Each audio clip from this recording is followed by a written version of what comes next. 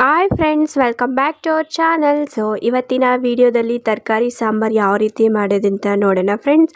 ಹಾಗೆ ಎರಡು ಥರ ಸಾರು ಮಾಡೋದು ನಾನು ಇಲ್ಲಿ ತೋರಿಸ್ತಾ ಇದ್ದೀನಿ. ಹಾಗೆ ಈ ವಿಡಿಯೋ ಇಷ್ಟ ಆದರೆ ಲೈಕ್ ಮಾಡಿ, ಶೇರ್ ಮಾಡಿ, ಸಬ್ಸ್ಕ್ರೈಬ್ ಮಾಡಿ. ಫ್ರೆಂಡ್ಸ್, ಇಲ್ಲಿ ನಾನು ಫಸ್ಟು ತರಕಾರಿ ಸಾಂಬಾರು ಯಾವ ರೀತಿ ಮಾಡೋದಂತ ತೋರಿಸ್ತಾ ಇದ್ದೀನಿ. ಅದಕ್ಕೆ ಮಸಾಲೆ ರುಬ್ಕೊಳ್ಳೋಕ್ಕೆ ಮಿಕ್ಸಿ ಜಾರ್ ತಗೊಂಡು ಅದಕ್ಕೆ 3 ಟೇಬಲ್ ಸ್ಪೂನ್ ಅಷ್ಟು ಧನಿಯಾ ಪೌಡರ್ನ ಹಾಕ್ಕೊತಾ ಇದ್ದೀನಿ.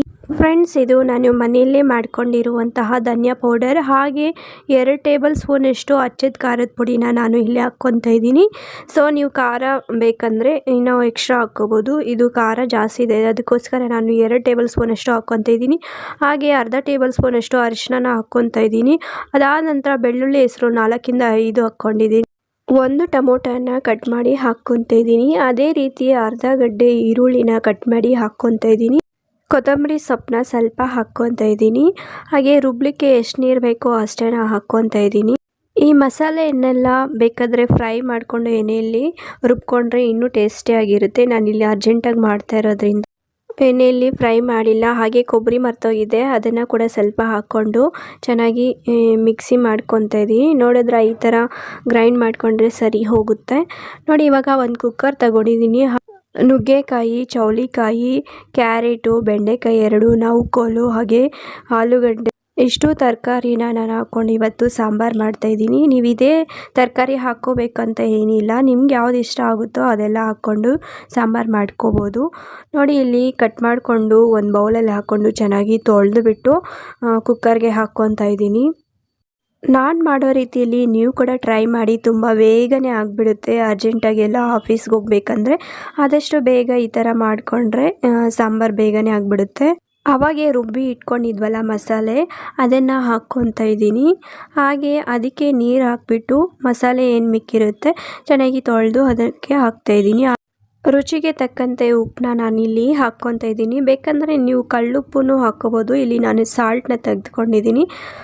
ನೀರು ಸ್ವಲ್ಪ ಕಡಿಮೆ ಹಾಕ್ಕೊಂಡಿದ್ದೀನಿ, ಅದಕ್ಕೋಸ್ಕರ ಇನ್ನೂ ಸ್ವಲ್ಪ ಹಾಕ್ಕೊತಾ ಇದ್ದೀನಿ. ಇಲ್ಲಿ ನಾನು ರೈಸ್ಗೆ ಮಾಡ್ತಾ ಇರೋದ್ರಿಂದ ಸ್ವಲ್ಪ ನೀರಾಗಿ ಸಾಂಬಾರು ಮಾಡ್ತಾಯಿದ್ದೀನಿ. ಬೇಕಂದರೆ ನೀವು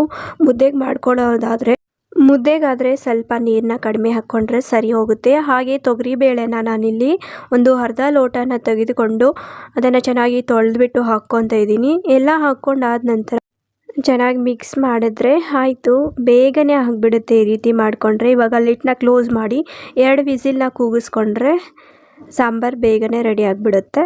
ಇಲ್ಲಿ ವಿಸಿಲ್ ಬರೋ ಅಷ್ಟಿಗೆ ನಾನಿಲ್ಲಿ ಒಂದು ಸ್ವಲ್ಪನೇ ಹುಣಸೆಹಣ್ಣು ತಗೊಂಡು ನೀರಲ್ಲಿ ಹಾಕಿ ನೆನೆಸಿ ಇಡ್ತಾ ಇದ್ದೀನಿ. ಬಿಸಿನೀರಲ್ಲಿ ಕೂಡ ನೆನೆಸ್ಕೋಬೋದು. ನೋಡಿ, ಇವಾಗ ವಿಸಿಲ್ ಕೂಡ ಬಂದಾಯಿತು. ಇನ್ನು ವಿಸಿಲ್ ತಣ್ಣಗಾದ್ಮೇಲೆ ತೆಗೆದು ನೋಡ್ತಾ ಇದ್ದೀನಿ ಫ್ರೆಂಡ್ಸ್. ನೋಡಿದ್ರೆ ಎಷ್ಟು ಬೇಗನೆ ಆಗಿಬಿಡ್ತು ಸಾಂಬಾರು. ಹಾಗೆ ತುಂಬ ಟೇಸ್ಟಿಯಾಗಿ ಕೂಡ ಇರುತ್ತೆ. ಸೊ ನೀವು ಕೂಡ ಟ್ರೈ ಮಾಡಿ, ತುಂಬ ಈಸಿಯಾಗಿ ಆಗಿಬಿಡುತ್ತೆ ಸಾಂಬಾರು. ಹಾಗೆ ಒಗ್ಗರಣೆ ಹಾಕ್ಕೋಬೇಕಲ್ವ ಸಾಂಬಾರಿಗೆ, ಅದಕ್ಕೋಸ್ಕರ ಚಿಕ್ಕ ಬಾಣಲಿನ ತಗೊಂಡು ಸ್ಟವ್ ಮೇಲೆ ಇಟ್ಟು ಒಂದು 2 ಟೇಬಲ್ ಸ್ಪೂನಷ್ಟು ನಾನು ಆಯಿಲ್ನ ಹಾಕ್ಕೊಂಡಿದ್ದೀನಿ. ಆಯಿಲ್ ಬಿಸಿ ಆದಮೇಲೆ ಸಾಸಿವೆನ ಹಾಕ್ತಾಯಿದ್ದೀನಿ. ಸಾಸಿವೆ ಚಿಟಪಟ ಅಂದಮೇಲೆ ಸಾಸಿವೆ ಈ ರೀತಿ ಸಿಡಿತಾ ಇರೋವಾಗ ನಾವು ಈರುಳ್ಳಿನ ಹಾಕ್ಕೋಬೇಕು. ಫ್ರೆಂಡ್ಸ್, ಒಗ್ಗರಣೆಗೆ ಬೇಕಂದರೆ ಜೀರಿಗೆನೂ ಸ್ವಲ್ಪ ಹಾಕ್ಕೋಬೋದು. ನಾನಿಲ್ಲಿ ಮರ್ತೋಗ್ಬಿಟ್ಟಿದ್ದೀನಿ. ಹಾಗೆ ಬ್ಯಾಡಗೆ ಮೆಣಸಿನ್ಕಾಯಿ ಹಾಕ್ಕೊಂಡ್ರೆ ಇನ್ನೂ ಚೆನ್ನಾಗಿರುತ್ತೆ. ಹಾಗೆ ಹಸಿ ಕರಿಬೇವನ್ನ ಹಾಕಿದ್ದೀನಿ. ಇದು ಚೆನ್ನಾಗಿ ಗೋಲ್ಡನ್ ಕಲರ್ ಬರೋವರೆಗೂ ನಾವು ಎಣ್ಣೆಯಲ್ಲಿ ಫ್ರೈ ಮಾಡಿಕೊಂಡ್ರೆ ಸರಿ ಹೋಗುತ್ತೆ. ಈ ರೀತಿ ಕಲರ್ ಚೇಂಜ್ ಆಗೋವರೆಗೂ ನಾವು ಎಣ್ಣೆಯಲ್ಲಿ ಫ್ರೈ ಮಾಡಿಕೊಂಡ್ರೆ ಆಯಿತು. ನೋಡಿ, ಇವಾಗ ಸಾಂಬಾರಿಗೆ ಹಾಕ್ಕೊತಾ ಇದ್ದೀನಿ ಒಗ್ಗರಣೆನ. ನೋಡಿದ್ರ ಫ್ರೆಂಡ್ಸ್, ಎಷ್ಟು ಸಿಂಪಲ್ಲಾಗಿ ಸಾಂಬಾರು ಆಗಿಬಿಡುತ್ತೆ ಅಂಥೇಳಿ.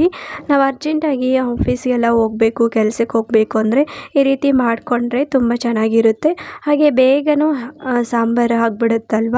ನೋಡಿ, ಅವಾಗೆ ಹುಣಸೆಹಣ್ಣು ನೆನೆಸಿ ಇಟ್ಕೊಂಡಿದ್ದೆ ಅಲ್ವಾ, ಚೆನ್ನಾಗಿ ಕಿವುಚ್ಬಿಟ್ಟು ನಾನಿಲ್ಲಿ ಸಾಂಬಾರಿಗೆ ಹಾಕ್ತಾಯಿದ್ದೀನಿ.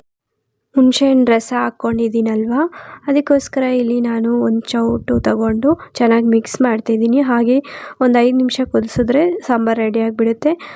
ಹಾಗೆ ಬೆಂಡೆಕಾಯಿ ಗೊಜ್ಜು ಯಾವ ರೀತಿ ಮಾಡೋದಂತ ನೋಡೋಣ ಫ್ರೆಂಡ್ಸ್. ಇಲ್ಲಿ ನಾನು ಚಿಕ್ಕದಾಗಿ ಬೆಂಡೆಕಾಯಿನ ಕಟ್ ಮಾಡಿ ಇಟ್ಕೊಂಡಿದ್ದೀನಿ. ಅದನ್ನು ಒಂದು ಬಾಣಲಿ ತಗೊಂಡು ಎಣ್ಣೆ ಸ್ವಲ್ಪ ಹಾಕ್ಬಿಟ್ಟು ಚೆನ್ನಾಗಿ ಎಣ್ಣೆಯಲ್ಲಿ ಫ್ರೈ ಮಾಡ್ಕೊತಿದ್ದೀನಿ. ನೋಡಿ, ಬೆಂಡೆಕಾಯಿ ಅಂಟಂಟು ಥರ ಇರುತ್ತಲ್ವ, ಅದಕ್ಕೋಸ್ಕರ ಎಣ್ಣೆಯಲ್ಲಿ ಚೆನ್ನಾಗಿ ಫ್ರೈ ಮಾಡಿಕೊಂಡ್ರೆ ಈ ಥರ ಅಂಟಂಟು ಥರ ಬರಲ್ಲ. ಬೆಂಡೆಕಾಯಲ್ಲಿ ಹಲವಾರು ರೀತಿಯ ರೆಸಿಪಿಗಳನ್ನು ಮಾಡ್ಕೋಬೋದು ಫ್ರೆಂಡ್ಸ್. ಇಲ್ಲಿ ನಾನು ಒಂದು ಬಾಣಲಿನ ತಗೊಂಡಿದ್ದೀನಿ. ಸೊ ಬಾಣಲಿ ಬಿಸಿ ಆದಮೇಲೆ ಆಯಿಲ್ನ ಹಾಕ್ಕೊತಾ ಇದ್ದೀನಿ ಫ್ರೆಂಡ್ಸ್. ಇಲ್ಲಿ ಎರಡು ಟೇಬಲ್ ಸ್ಪೂನಷ್ಟು ಆಯಿಲ್ನ ಹಾಕ್ಕೊತಾ ಇದ್ದೀನಿ. ಆಯಿಲ್ ಚೆನ್ನಾಗಿ ಬಿಸಿ ಆದಮೇಲೆ ನಾನಿಲ್ಲಿ ಬೆಂಡೆಕಾಯಿ ಗೊಜ್ಜು ಮಾಡ್ತಾ ಇದ್ದೀನಲ್ವ, ಅದಕ್ಕೋಸ್ಕರ ನಾನು ಇಲ್ಲಿ ಕಡಲೆಕಾಳನ್ನು ತಗೊಂಡು ಚೆನ್ನಾಗಿ ಎಣ್ಣೆಯಲ್ಲಿ ಹುರ್ಕೋಬೇಕು. ಹಾಗೆ ಕಡಲೆ ಬೀಜನೂ ಕೂಡ ತಗೊಂಡಿದ್ದೀನಿ, ಏಕೆಂದರೆ ಗೊಜ್ಜಲ್ಲಿ ಅಲ್ಲಲ್ಲಿ ಸಿಕ್ಕಿದ್ರೆ ಚೆನ್ನಾಗಿರುತ್ತೆ ಅನ್ನೋಕ್ಕೋಸ್ಕರ ನಾನಿಲ್ಲಿ ಎಣ್ಣೆಯಲ್ಲಿ ಚೆನ್ನಾಗಿ ಫ್ರೈ ಮಾಡ್ಕೊತಾ ಇದ್ದೀನಿ ಇವನ್ನು. ಬೆಂಡೆಕಾಯಿ ಗೊಜ್ಜು ತುಂಬ ಚೆನ್ನಾಗಿರುತ್ತೆ. ಸೊ ನಾನು ಮಾಡುವ ರೀತಿಯಲ್ಲಿ ನೀವು ಕೂಡ ಮಾಡಿ, ತುಂಬ ಚೆನ್ನಾಗಿರುತ್ತೆ ನೋಡಿ. ಈ ರೀತಿ ಚೆನ್ನಾಗಿ ಎಣ್ಣೆಯಲ್ಲಿ ಫ್ರೈ ಮಾಡಿದಾಗ ಈ ರೀತಿ ಸಿಪ್ಪೆ ಎಲ್ಲ ಬಿಟ್ಕೊಳ್ಳುತ್ತೆ. ಆವಾಗ ಒಂದು ದೊಡ್ಡ ಈರುಳ್ಳಿನ ಕಟ್ ಮಾಡಿಕೊಂಡು ಹಾಕ್ಕೊತಾ ಇದ್ದೀನಿ ಫ್ರೆಂಡ್ಸ್. ಈರುಳ್ಳಿನ ಚೆನ್ನಾಗಿ ಎಣ್ಣೆಯಲ್ಲಿ ಫ್ರೈ ಮಾಡ್ಕೋಬೇಕು. ಇವಾಗ ಮಿಕ್ಸ್ ಮಾಡ್ಕೊತಾ ಇದ್ದೀನಿ ನೋಡಿ ಈರುಳ್ಳಿನ. ಫ್ರೆಂಡ್ಸ್, ಬೆಂಡೆಕಾಯಿ ಗೊಜ್ಜು ತುಂಬ ಚೆನ್ನಾಗಿರುತ್ತೆ. ರೈಸ್ಗಾಗಲಿ ಮುದ್ದೆಗಾಗಲಿ ತುಂಬ ಚೆನ್ನಾಗಿರುತ್ತೆ. ನೀವು ಕೂಡ ಒಂದ್ಸರಿ ಟ್ರೈ ಮಾಡಿ ನೋಡಿ, ಆವಾಗ ನೀವೇ ಹೇಳ್ತೀರಾ. ನೋಡಿ ಇಲ್ಲಿ ಕರಿಬೇವು ಸೊಪ್ಪನ್ನ ಹಾಕ್ಕೊತಾ ಇದ್ದೀನಿ. ಇಲ್ಲಿ ಹಸಿ ಕರಿಬೇವು ಸೊಪ್ಪು ಇರಲಿಲ್ಲ, ಅದಕ್ಕೋಸ್ಕರ ನಾನು ಒಣಗಿಸಿ ಫ್ರಿಜ್ಜಲ್ಲಿ ಇಟ್ಕೊಂಡಿರ್ತೀನಿ. ಕರಿಬೇವು ಸೊಪ್ಪನ್ನ ಹಾಕ್ಕೊತಾ ಇದ್ದೀನಿ ಫ್ರೆಂಡ್ಸ್. ನೋಡಿದ್ರೆ ಈರುಳ್ಳಿ ಸ್ವಲ್ಪ ಮೆತ್ತಗಾದ್ಮೇಲೆ ಟೊಮೊಟೊನ ಕೂಡ ಇಲ್ಲಿ 2 ಟೊಮೊಟೊನ ನಾನಿಲ್ಲಿ ಕಟ್ ಮಾಡಿ ಹಾಕ್ಕೊತಾ ಇದ್ದೀನಿ. ಈ ರೀತಿ ಚೆನ್ನಾಗಿ ಮಿಕ್ಸ್ ಮಾಡ್ಕೋಬೇಕಾಗುತ್ತೆ. ಟೊಮೊಟೊ ಎಲ್ಲ ಸಾಫ್ಟ್ ಆಗೋವರೆಗೂ ಒಂದು ಪ್ಲೇಟ್ನ 2 ನಿಮಿಷ ಬಿಟ್ಟು ನೋಡಿದರೆ ಟೊಮೊಟೊ ಎಲ್ಲ ಸಾಫ್ಟಾಗಿರುತ್ತೆ ನೋಡಿ. 2 ನಿಮಿಷ ಆದಮೇಲೆ ತೆಗೆದು ನೋಡ್ತಾ ಇದ್ದೀನಿ, ಟೊಮೊಟೊ ಎಲ್ಲ ಸಾಫ್ಟ್ ಆಗಿದೆ ಅಲ್ವಾ. ಬೆಂಡೆಕಾಯಿನ ಅವಾಗೆ ಫ್ರೈ ಮಾಡಿ ಇಟ್ಕೊಂಡಿದ್ನಲ್ವ, ಅದನ್ನು ಹಾಕ್ತಾ ಇದ್ದೀನಿ. ಟೊಮೊಟೊ ಮೆತ್ತಗಾಗಬೇಕು, ಆವಾಗ ಬೆಂಡೆಕಾಯಿನ ಹಾಕ್ಕೋಬೇಕು ನೋಡಿ. ಈ ರೀತಿ ಹಾಕ್ಕೊಂಡು ಚೆನ್ನಾಗಿ ಮಿಕ್ಸ್ ಮಾಡ್ತಾ ಇದ್ದೀನಿ. ಇವಾಗ ಬೆಂಡೆಕಾಯಿ ಎಲ್ಲ ಬೇಯಬೇಕಲ್ವ, ಅದಕ್ಕೋಸ್ಕರ ನೀರನ್ನ ಹಾಕ್ಕೊತಾ ಇದ್ದೀನಿ.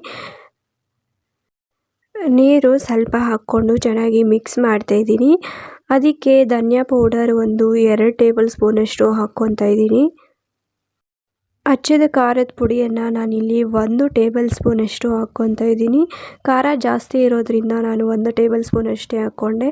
ಹಾಗೆ ಅರ್ಧ ಟೇಬಲ್ ಸ್ಪೂನಷ್ಟು ಅರಿಶಿನ ಕೂಡ ಹಾಕ್ಕೊತಾ ಇದ್ದೀನಿ.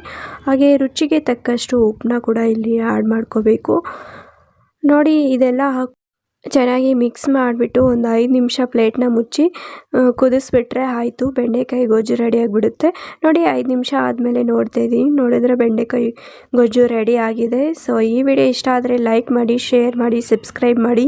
ಹಾಗೆ ಬೆಲ್ ಐಕನ್ನ ಒತ್ತಿ, ನನ್ನ ಮುಂದಿನ ನೋಟಿಫಿಕೇಷನ್ ಬರುತ್ತೆ. ಹಾಗೆ ಮುಂದಿನ ವಿಡಿಯೋದಲ್ಲಿ ಸಿಗೋಣ. ಅಲ್ಲಿವರೆಗೂ ಬಾಯ್ ಬಾಯ್, ಟೇಕ್ ಕೇರ್ ಫ್ರೆಂಡ್ಸ್.